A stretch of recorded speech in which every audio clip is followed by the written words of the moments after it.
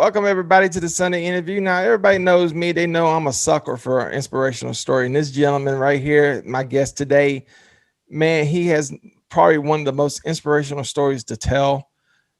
He's not only a world champion, but he's also a nutrition coach and has a very popular podcast, the Mindset Athlete Podcast. Ladies and gentlemen, introducing the one, the only James Roberts. James, how you doing today? I'm very well, thank you, Joseph. How are you? I'm doing good. Now, before we started the interview, that we chit chatted for about 5-10 minutes, and you told me a very interesting thing that I didn't know about you. I've been listening to your podcast, but I didn't know you was actually from, or not you in general, but your father is actually from America. Is this true? Yeah, that's true. A lot of people don't know. I think that's the assumption a lot of people make by just how my voice sounds, that I don't have, obviously, that half of my side is being American. But I think that more people get to know me, certain words will come out in that kind of tone, or certain words that I'll choose to say. So a lot of people in the UK will be, what are you talking about? So I've got to kind of backtrack sometimes and think, oh, yeah, I'm not talking to somebody that's either is acting service member or is a military brat, because I could talk however I wanted, and then they didn't know exactly what I was talking about. It's okay. I've in this show I've interviewed two people from the UK, both women, and I'm not gonna lie to you, the guys are more cooler than the women. I'm just playing. I'm probably gonna edit that part out. No, but I'm gonna be honest with you. You know, you was talking, he was like, yeah, my father lives in Washington State now. They're a little more liberal out there. And I'm sitting there like, how you know about that stuff? So, you know, you was telling me how you grew up on, you know, in America. I mean, well, not grew up, but you know, spent time in America, you military bases. So you watched all the news and you got family that's from America. So you talk to them all the time. So it's funny how you keep up with American news and American what's going on in America now. Is so with that said, what's the perception over there in the UK right now for Americans? Well, it's probably changed a little bit from a political standpoint. Um, Obviously, you're taught not to talk about politics. For me, it's to take it tongue in cheek, because even Brits forget, and who people know me, they forget that obviously what you're saying is part offensive to me as well, because ultimately I'm proud where I come from. I think the perception overall is probably like loudmouth, quite obnoxious and quite, well, I said arrogant. It is a little bit that look at me in the spotlight, but I look at that from my sporting background as a positive, because that's confidence. What the hell is that supposed to mean? I'm just playing. It's everybody's got opinion in this day and age, and I think because social media doesn't help it, as doesn't matter if it's Twitter, Instagram, Facebook, everybody's got something to say. Yeah, hey, I've already said this. You shouldn't argue with an idiot. And so as I mature in life, I try to, just surpass all the BS and try to, focus on what's really important. Right now people talk about this life matters, this group matters, blah, blah, blah. My mortgage matters. Making sure my kids have food on the table matters. That's the stuff that matters. And once everybody starts focusing, all these protests and all this stuff going on, you focus on a business right now. What can you do? Especially if you're a young person, if I can go back in time now at 22, shoot, knowing what I know now, but it's too late. the only thing I could do is spread my knowledge that I know now, but these kids don't listen. James, tell us a little about yourself. Tell us why are you such an inspiration to everybody? I mean, I know why you're an inspiration. I mean, you came from a point where you had a disease early on. Uh, People told you that you're never going to walk. Uh, then you overcame all that. You became a world champion 4 times over. Uh, Now you're a nutritionist and got a very popular podcast. I pretty much told your whole story there, but I think you probably can tell your story better than I can. Well, I think for me, this is probably where I'm humble, and I take maybe too much of the British approach, Joseph, is I downplay all that, as it takes other people to remind me that what you've overcome and achieved, some people probably couldn't achieve in a lifetime. So it is to embrace that and to be a little bit more, take on board my American side, to be okay. It is a big deal, and I need to shout about it because that's what makes me stand out from the rest of the crowd. So I think if I backtrack to what you mentioned of being told, well, I wasn't told that was a question I didn't ask. So I was about 15 or 16 years old, or at least in like my early teenage years. But for my family, it was probably very difficult because to my knowledge, I am the only one in my family that's ever had a disability. So it must have been, I know now, because I've probed a bit more in my 30s, to ask what was it like for them from an adverse situation. From my mom, she said it was difficult because people would stare, they would comment and say things that I wouldn't have expected in my wildest dreams, to be able to actually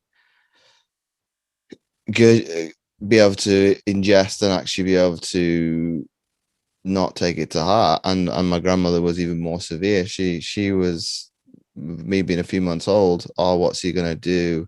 Is he going to be in a wheelchair for the rest of his life, etc., etc., etc.? But I think because she came from a bygone era of being probably stiff upper lip, she never told me that. It was very much, if you want to do this, you have my full support. And my mum was the same in sport. If you want to do that, to progress in this, I back you 100%, but you have to be 100% invested. That's probably why you get irritated with people when they have 1 foot in and 1 foot out, because like you're either 100% in or you're 100% out.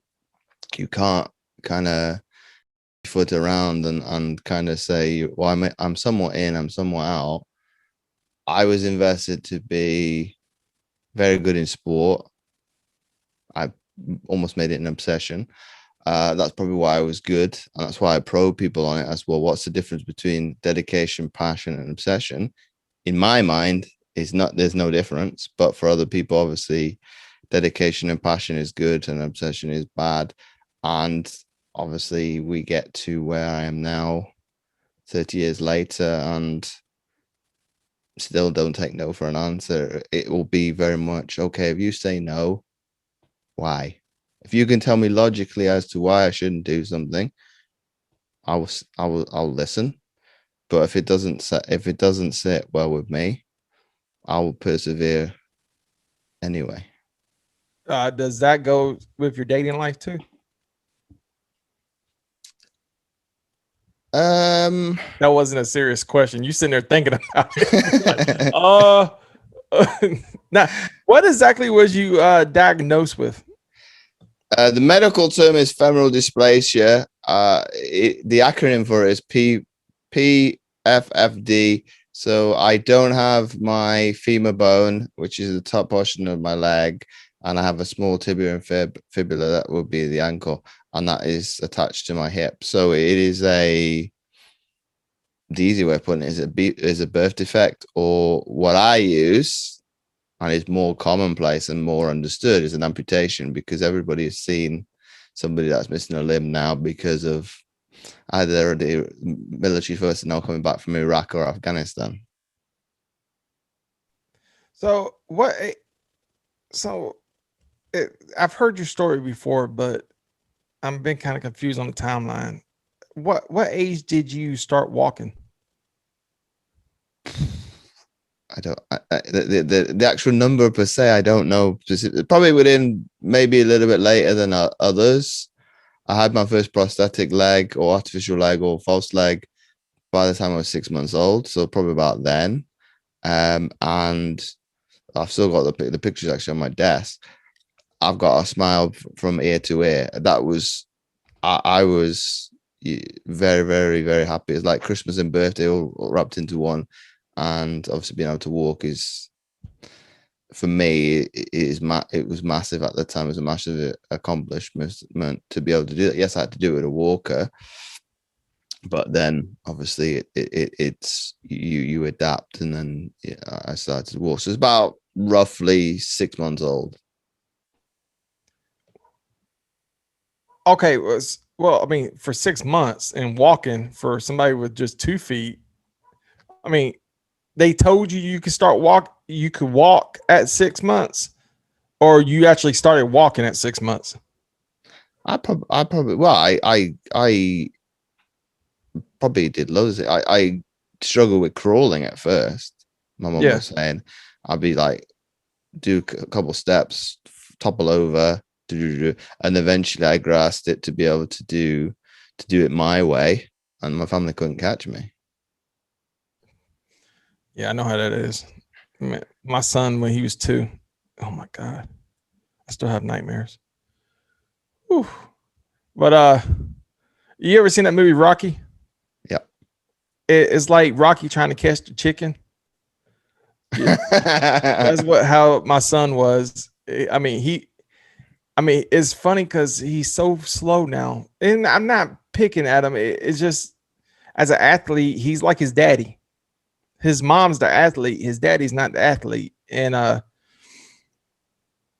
he takes more of me than athletic wise than he does his mom. And I always wanted the opposite for him. I wanted him to be more like his mom athletically, but I see him, he's just like his daddy, just like his daddy. I was slow. I couldn't, and it breaks my heart. But the thing about it is, he doesn't have that drive yet. And I don't know, as a parent, I don't know how to make him, say, hey, what? Put the same passion you put in YouTube and watching people play video games, and put that passion in something, because he's so smart. So with that said, when did you start getting that passion, that drive to, be the best? Oof. I can't put an age on it, but I'm obviously very, very I'm very competitive in everything that I do. So for me, the passion for sport, I hang around those type of people. And what was I watching? I was watching something recently. It's a generational thing, but you don't have to. Oh, it was a TikTok, that's what I was watching, but it's to do with pain. But the point I'm going to make, and make it relatable to passion, is they did it in terms of somebody from the 1980s walking into the door, brush it off. Somebody from the 90s hit it and curse, and then somebody from the 2000s, pretty much collapse on the floor.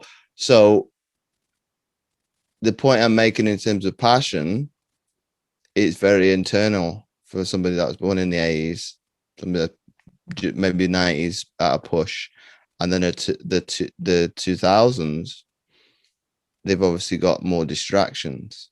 So you talked about YouTube. They've got a lot of things that'll pull away from their attention. Whereas for me, okay, MySpace wasn't until probably a teenager, but sport was on the TV, and that was it. There was no distraction of the internet because it was dial-up. So you didn't have the time to catch highlights. It was the whole game, or you watch a little bit of it, and pretty much you saw how people were engrossed in it. So for me, I loved it, I breathed it, and it was everything that I talked about. But for my family, that was a bugbear for them for a long time, because it's like, well, can you talk about something other than sports? And this comes back to my point, the point about the obsession. I was that engrossed into what I did.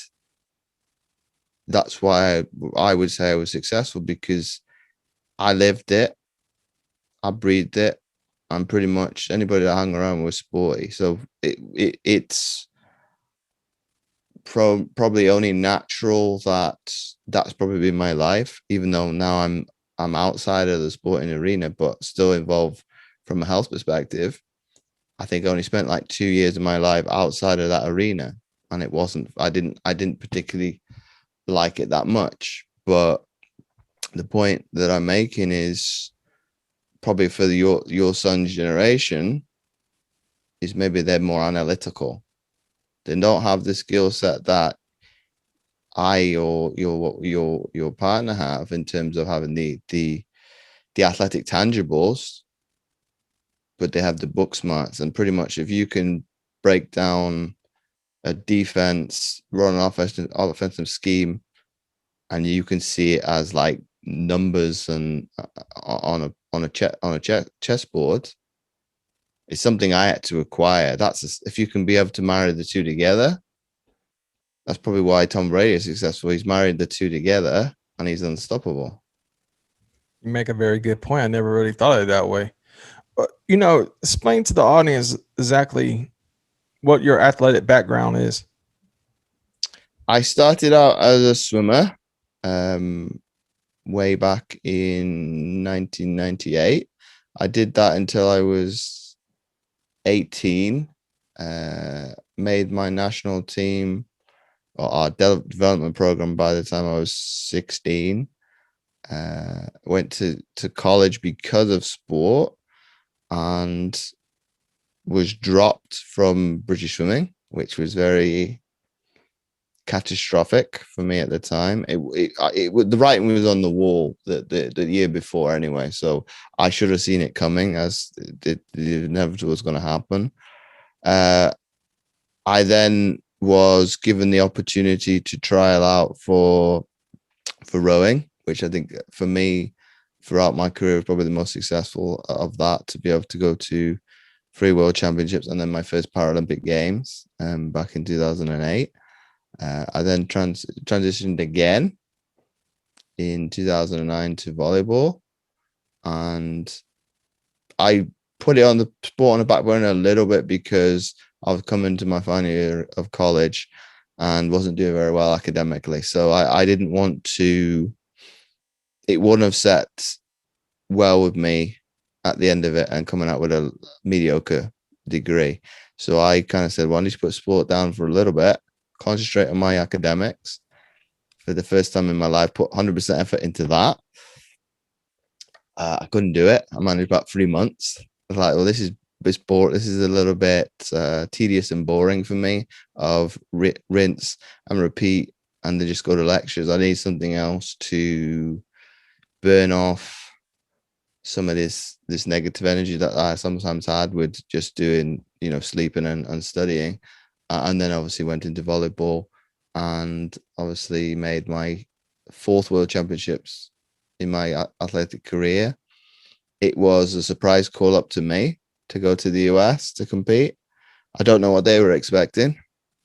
I don't know if they were expecting a no, but if you're going to say, oh, do you want to represent your country? I'm going to bite your hand off. I didn't think twice. It's a yes. And what do I need to do? And then went full time when it was given to me, and then made the London Paralympics, and that encapsulated probably my career. So it's never been,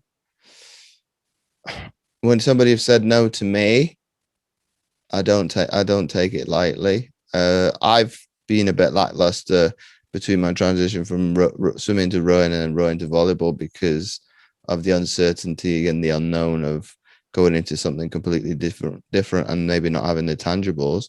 But my mum was being very supportive in that. And I actually made a TEDx talk of the conversation we had. I dramatized it a little bit more for effect. But she said, well, you've got 2 choices. You could be good at it on the one hand, or you're not. And obviously for people speak from a sports perspective, that isn't a negative. The other one is, okay, I'm not good at that, I go and do something else. But where it comes to society, oh, I'm not good at it, so I'll quit. What, and that is very true.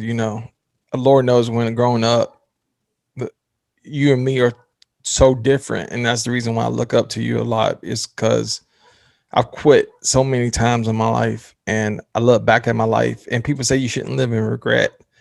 And there's a lot of things I regret in life. If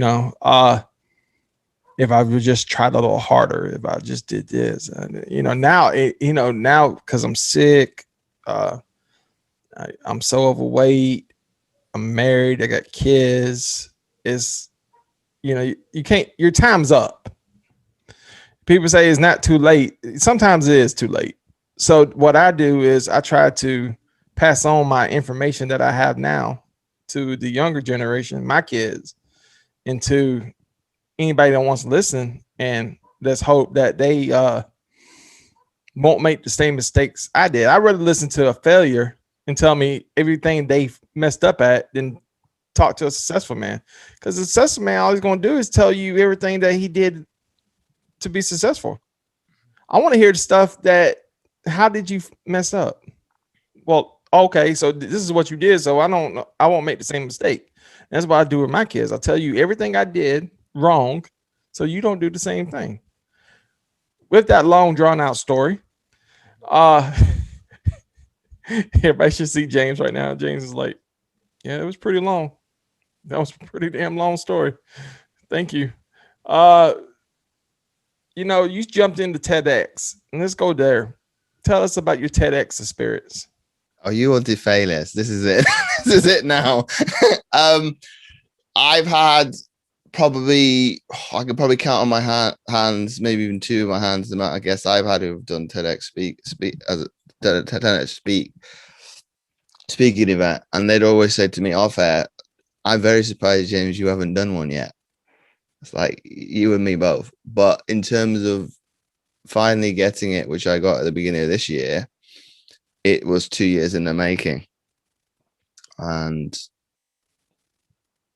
I'd had agreements behind the scenes with one or two, and this is where verbal agreements are bad. They'd say, oh, you open the event in X year, I think 2019 it was, and we will quote unquote guarantee you to speak in 2022. That didn't happen. So I didn't go mental. I was speaking to a former teammate of mine who'd kind of coach me along the journey. And he said, well, why don't you call them up on it and say, what did you do wrong? And they said, you didn't do anything wrong. We just chose to go in a different direction. So I went scrolling through my emails and I screenshotted what they said. They actually put it in writing. It's like, and then they took offense as to, well, it's a business conversation between you and I. Yeah, I've sent you the email and that's it. I'm going to blow up this bridge because that's the way I was brought up, as if you are told something verbally, it's an agreement. If it's in writing, it's pretty much a contract. So I was going to obviously not sabotage the relationship, but it's like, I'm going to just destruct it because you've gone against everything that I stand for from ethics and morals. And obviously a couple of months passed and I went a different direction. And I think it was the post that particular coach put out about, reigniting the flame. And I took it upon myself to, okay, I'm not going to put myself in a position I did in 2019 or 2020 and put all my eggs in one basket and nothing comes of it. I'm going to put them in multiple baskets and diversify and see what happens. And then I choose which one I do. And I just got to know the organizers of the one in Liverpool. And then obviously COVID made it a little bit difficult and it made it more challenging. So it ended up being the one you see on YouTube of being the other side of my room. Other people think it's in a different place. It's like, no, I just turned my laptop around. That's where I did it. But that took 25 attempts to do that, just that one talk. And I got to the point, I think it took about 2 hours in the end to do it for 4 minutes. And I said to myself, this is the best you're going to do, James. It's 90% there, 95%. You're not going to get 100. It's not going to be perfect because you're going to just get more and more irritated with it. And I went with what it was. Some people said it's too short. Okay, that's a learning one. I can always do another one in the future. I've gone through the process of the success and the failure of it, and I've learned a lot from both of the occasions. And ultimately, the talk I did, I challenged motivation, because everybody talks about motivation and having lackluster with it, or it's like a roller coaster. It's always up and down. It's like, well, I was no different. Even in my heights in my sporting career, I had to take motivation from a documentary that was done on a ex-service member that was trying to make the rowing team. That gave me the kick up the ass that I needed, and that was in my second year in the sport, and I was already a little bit lackadaisical, or a little bit laissez-faire, and kind of taking it for granted. And I'd only been to one World Championships, and that was like, oh, I'm going to walk into the team and go to the Paralympics, with my dead body. You've still got to beat me. And then from there. So I think I've taken a little bit from my life of kind of trying to educate people on motivation isn't the problem. Ultimately, it's you. And the point I say it's you is because why your motivation is on a high one day and when it's on a low, it comes back to what you're passionate about. So for me, when everything was going, I'm going to use a British saying now, hunky-dory, or going very, very well, life is easy. Nobody looks to analyze when things are going well. You might, I would probably say do, because ultimately you can replicate, well, what am I doing to be successful? Be it, I don't know, I get motivation from music, listen to music, because most music is motivational, or has a story built into it, and there's life lessons from it. So and I use probably all the lessons of life in that TEDx talk. Of I was quite big into photography, so I kind of said, well, instead of looking at it as black and white or high and low as motivation, a camera doesn't look at it in black and white. It's all shades of gray, and then it becomes what we see. So it's very much, it comes down to perception. What somebody might be on a high, they might be having an internal battle with themselves. So I like to use it as, when people say, oh, I'm struggling, use like video games. And I'm talking of our era, like we've got levels. You might be level 1, I might be level 2, but we have the same problem, but just a different dilemma that we're trying to deal. You're trying to get to level 2, I'm trying to get to level 3, and they're both as difficult as each other. So people look at it as, well, my problem is bigger than yours. Well, no, it's not. How many other people in the world are going through the same ordeal right now as you? And I think once people get out of that mindset of, with blinders on and blinkers on, and look at it from a different perspective, it gives a little bit more of a different perspective. So that brings me to the podcast, the Mindset Athlete Podcast. Now, I have listened to it. I listened to the last episode with the USC player who won 2 national championships. What's his name? What was his name? Thomas Williams. Yes, that was a very cool podcast. That episode, actually, I recommend everybody to check out, because just the fact that a UK Brit got a 2-time national champion to come on his show? Yeah, but I'll give you some context. He reached out to me. Oh, yeah. See, I don't have it like that. I don't have it like that. That's the thing. Every time we have a show called the Bama Standard, and it's weird that, they get so many Alabama legends and all that. It's like, golly. Tell us about the podcast. Well, it's encapsulate more me. It's me as the mindset athlete, because I was very much an athlete in the bygone era of, you talk about psychology or meditation as, oh, that's a dude sitting in the corner and humming him to himself. So it's been a full circle of showcasing to people, well, I had all the attributes of, the skill, the talent, but the thing was, obviously, I'll go on a limb here, was lacking a little bit was the 1% between the ears. And I think that's probably the difference between the medalists and where I was achieving and everybody else. It's the confidence in yourself to, no matter what you face, is you're able to overcome it. So you're always going to have your haters, because I face them on social media from time to time, and they rear their ugly head. And my business coach said to me, James, why do you always come out with your boxing gloves on? Because I'm ready for a fight. Because ultimately what they've got to say I don't agree with. Sometimes I'm proven right, sometimes I'm proven wrong.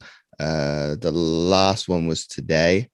Somebody reached out in Australia and wanted they were willing to showcase one of my books in their monthly newsletter, but can I have a copy for free? Or they said, can I be cheeky? And it's like, well, I'm not going to come out swinging this time. And this is probably, I've learned to not always fight. I don't need to always fight my battles. But the podcast, it kind of, I try and showcase the adversity of other people. So you're talking about, you love your failures. So I like to show what's behind the armor of the individual. So be it a coach, an academic, an athlete. The athlete ones is easier because I was there, so I can call out any BS.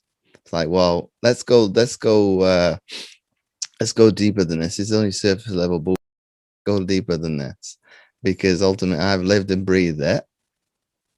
The people want to know what are some of the ordeals that you've overcome, and obviously what Thomas discussed. I listened to that, and I listened intently to the conversation, and I learned a lot from that, and I took away from it. And I obviously talking about it today, and I've talked about it on a couple of recent episodes when interviewed, because they need to be told again as to the poignant one of, yes, you've won a jersey, but in some circumstances of, we'll use his story of his nickname, the Hitman.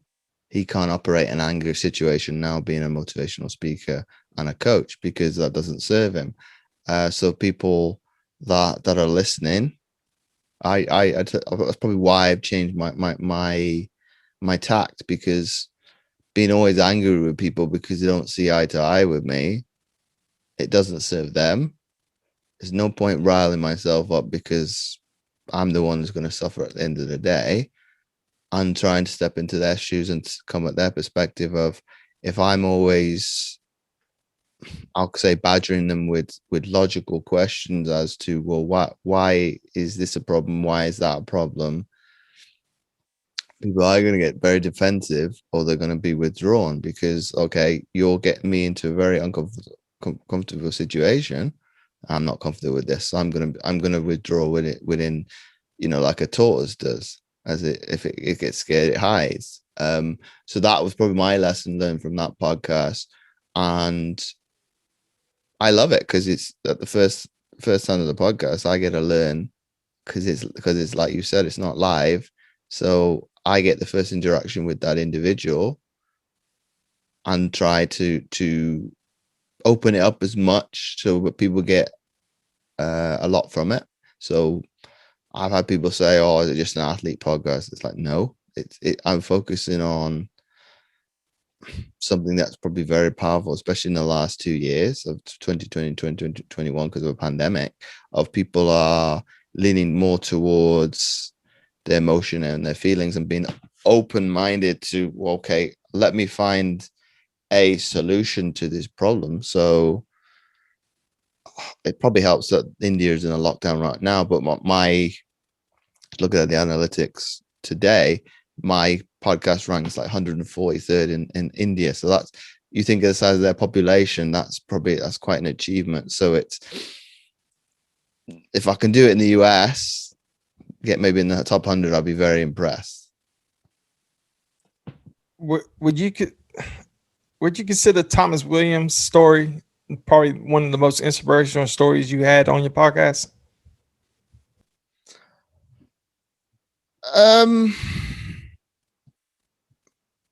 That's a hard question to ask, Joseph, or to answer, because they're all inspirational in their different ways. As to, he was willing to do more than his teammates in high school, of like non-negotiables. Of, they lost the high school football game, and their coach told them all to do 100 push-ups. He ended up being one of his peer group that did all the 100. And obviously I'm giving a little bit of backstory to the episode, but obviously he asked one of his friends, how many did you do? One said 50, one said 25, and the other said they didn't do any at all. So he made it his mission to do, well, you talk a good game of, they all wanted to play in the NFL. Well, I'm going to outwork you. So he went from doing 100 push-ups on that day to doing 100 push-ups every day. Then it made it 200. And by the time that he'd gone to USC, that was the difference between him becoming a collegiate athlete and not. He was willing to do more than anybody else. But that's probably the difference between any pro athlete. They were willing to, people say sacrifice. It's not a sacrifice. It's, I'm willing to outwork you no matter how it is. So it's something that we have between us all, as doesn't matter what athletic background you have, we all sing off the same hymn sheet. So be it, he mentioned of another individual is being a bit lackluster and not putting in the effort, we'll give you one chance, maybe two, we won't give you three, because you're ultimately, from a team dynamic,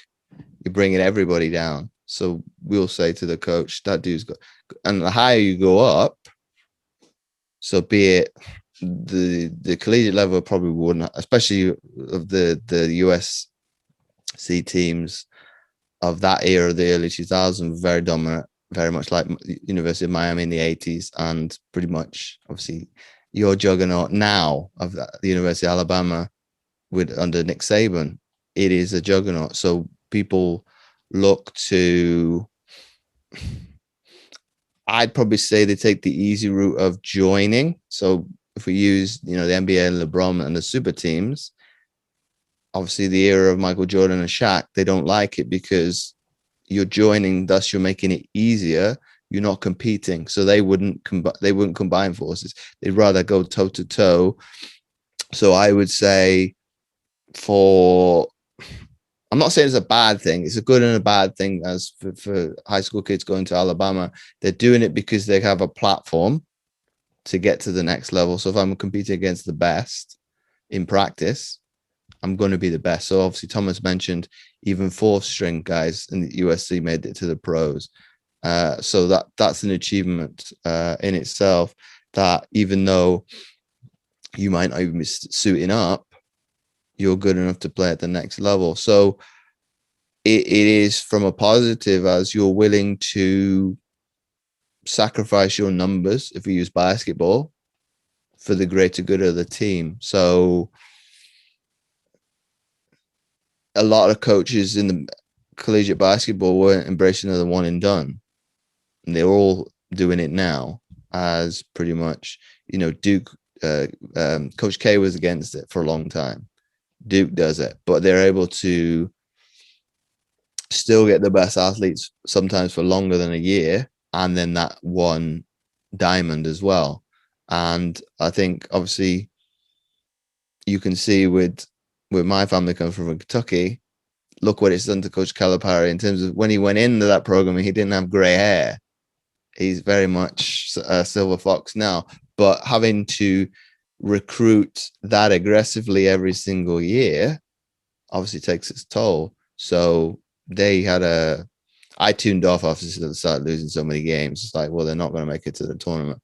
And my family is pretty much, well, it depends on the year, because my aunt's kids both went to Louisville. So it's basketball. Louisville is probably 50-50 basketball, football. But in terms of, I can't lose because I'm on the outside. I was like, well, I can always root for that team, or I can root for that team. I'm more blue than I'm red. But the point I'm making is the fan base in Kentucky are up in arms now, because it's not working for the program now, this one and done. Yes, it works for the individual to get them out of the position they're in of some cases of being in the ghetto to being multimillionaires. That's what he's trying to help with. But ultimately, they only have one national title. Whereas with Alabama, they've set their stall out to be the best. 18. They got 18 national championships. Just saying. Helping you out. No, but as in he's only won, since he's been there, he's only won one. Oh, okay. So, that was what I'd make it. Whereas they would probably like to be. I got you. Okay. They probably want to be in the conversation every single year, like it is the case of Alabama now. They don't. Yeah, you got to have a Nick Saban for that. So, I don't think we even touched on how inspirational this guy is. If you want to know more about this guy, look him up, man, because this guy, he has gone through so much to be a multi-time world champion, to be one of the best coaches, and not only that, being head of nutrition. If you want to lose weight and everything, this is this guy you need to see. I need to talk to him. I need to get some free advice. But with that said, tell everybody where they can find you. Tell social media accounts. If you want to go meet the Queen, how can you get tickets? You know what to do. Go ahead and plug yourself. You can find me on Facebook, Instagram, Twitter. If you've got a LinkedIn account, or by putting in James O. Roberts 11. You can find my podcast, The Mindset Athlete, on Apple Podcasts, Spotify, Amazon Music, or Audible, and anywhere that you listen to podcasts. And not forgetting my website, jamesowenroberts.com. If you're not listening to this podcast, y'all, I don't know what you're doing. It's probably one of the best podcasts out right now. And quite frankly, I don't even know why you still watching this. Go find that podcast, and I'm telling you, this is gonna be your favorite podcast.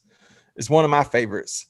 With that said, since you're already here, what I want you to do is go ahead and if you feel like you like this show, if you feel like this was a great show, if you feel like I'm a great host, if you feel like this channel is cool, if you have to use the restroom, I don't care what you're doing right now, hit the subscribe button, hit the bell for notifications. I don't care what you have to do. Just subscribe, because you know what? I got kids to feed, and YouTube is not going to pay me till I get till I get to like 1 million subscribers, and I can live comfortably, and I can quit my job. But until then, I have to stay here. Listen to that dog bark. Yes, that's a dog. I'm probably going to edit all that. With that said, James, consider yourself part of the CTS family.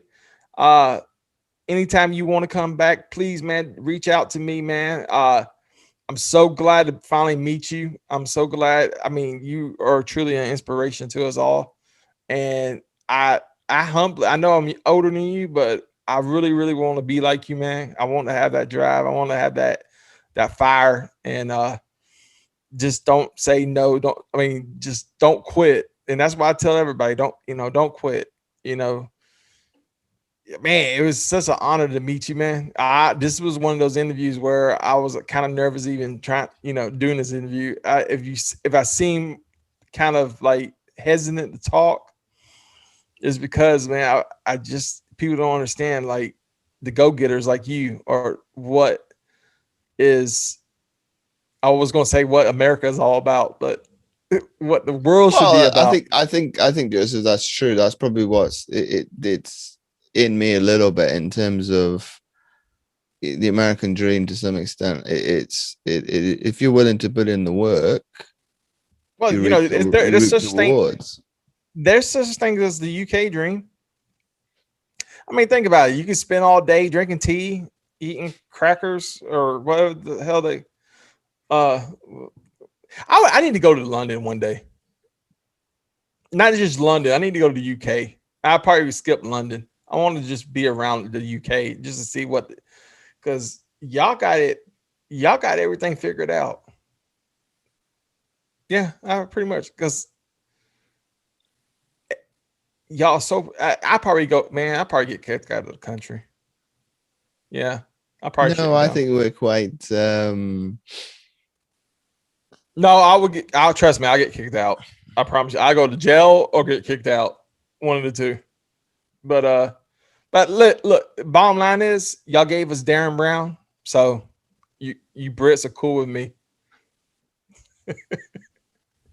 With that said, everybody, James, like I said, consider yourself part of the CTS family, and I'm looking forward to the next episode of the podcast. And with that said, everybody, James, you stick around. Everybody else, I'll see you next Sunday.